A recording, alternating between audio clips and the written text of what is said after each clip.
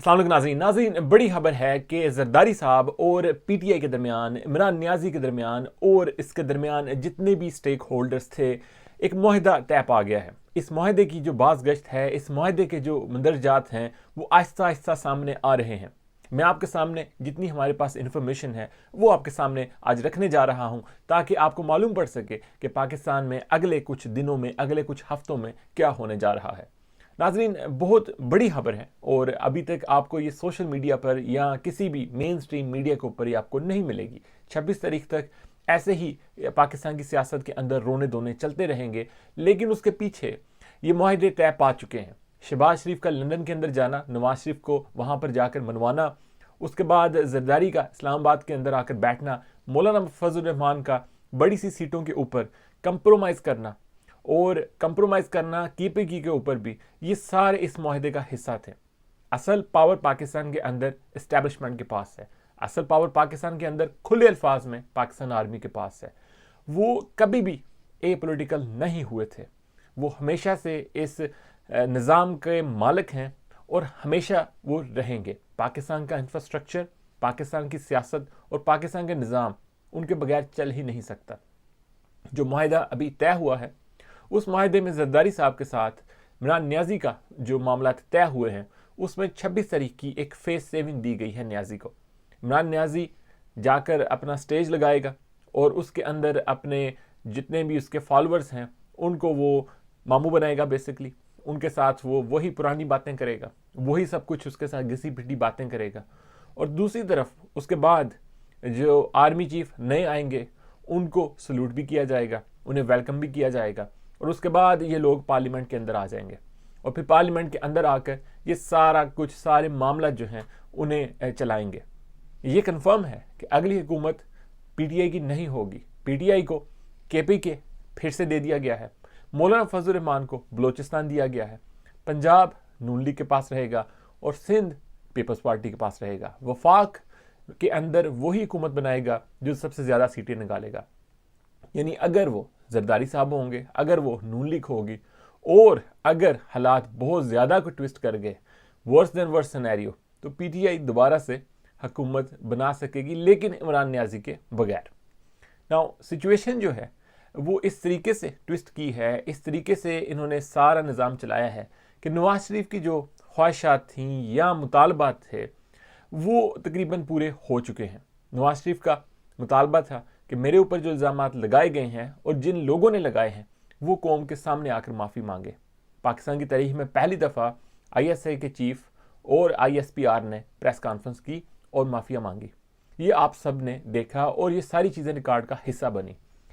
इस हद तक लेके आने में सियासतदानों और नवाज शरीफ का को जो क्रेडिट मिलना चाहिए वो हम उन्हें ज़रूर देते हैं। उन्होंने बड़ी तगोदो की, बड़ी खींचातानी के बाद इन्हें इस लेवल पर लेके आए कि ठीक है आप मालिक हैं, ठीक है आप इस मुल्क को चलाते हैं, सारे इसके सारे मामला चलाते हैं, आप ही सब कुछ हैं, लेकिन हमारे साथ भी जो ज़्यादतियाँ हुई हैं उसका कुछ ना कुछ मुदावा होना चाहिए।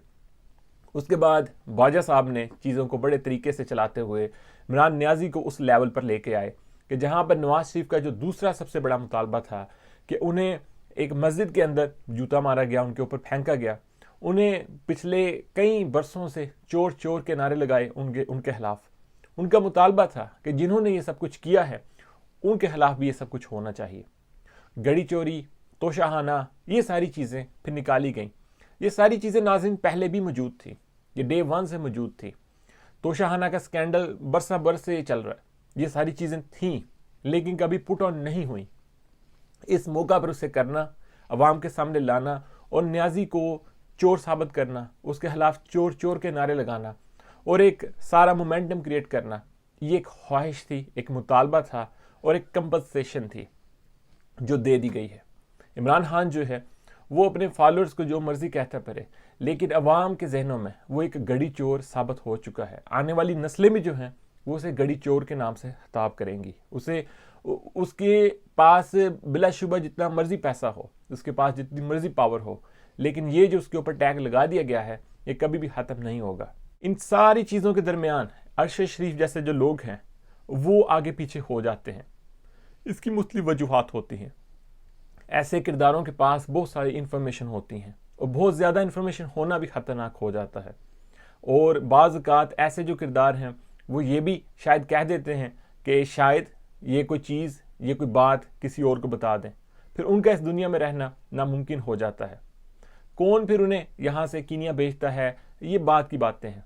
ऐसे मामलात के ऊपर से पर्दे जो हैं वो कभी भी नहीं उठते। आज तक हम पाकिस्तान के पहले वज़ीर-ए-आज़म के जो कातिल हैं उन्हें नहीं पकड़ सके, सामने हैं सब। लेकिन नाज़रीन, ये हकीकत है। पाकिस्तान की सियासत में जो चीज़ें होने जा रही हैं वो बड़ी ही अजीबोगरीब होंगी। अगले 5 से 6 साल तक पाकिस्तान के अंदर सब हुकूमत करेंगे, सबके पास हुकूमत होगी, और शायद पीटीआई तीसरी दफ़ा केपीके के अंदर हुकूमत बनाए, क्योंकि जिस तरीके के मामला चल रहे हैं उसमें मौलाना फजल रहमान को केपीके से उन्हें एग्ज़िट देकर उन्हें बलूचिस्तान दे दिया गया है। जरदारी और मौलाना फजल रहमान और इस्टेब्लिशमेंट के दरमियान बलूचिस्तान के मामला पर बात चल रही थी, जो काफ़ी हद तक सक्सेसफुल हो चुकी है। उसके बाद पंजाब के अंदर नून लीग चौधरी शुजात के साथ एक हैप्पी एंडिंग करेगी, और सिंध के अंदर पीपल्स पार्टी ही रहेगी। आज़ाद कश्मीर, गिलगित बल्तिस्तान बाद में देखा जाएगा। वफाक के अंदर पीडीएम हुकूमत करेगी। ये मेरी बात आप लिख लीजिए, और आज से 1-1.5 साल के बाद ये हमें ज़रूर पूछ लीजिएगा।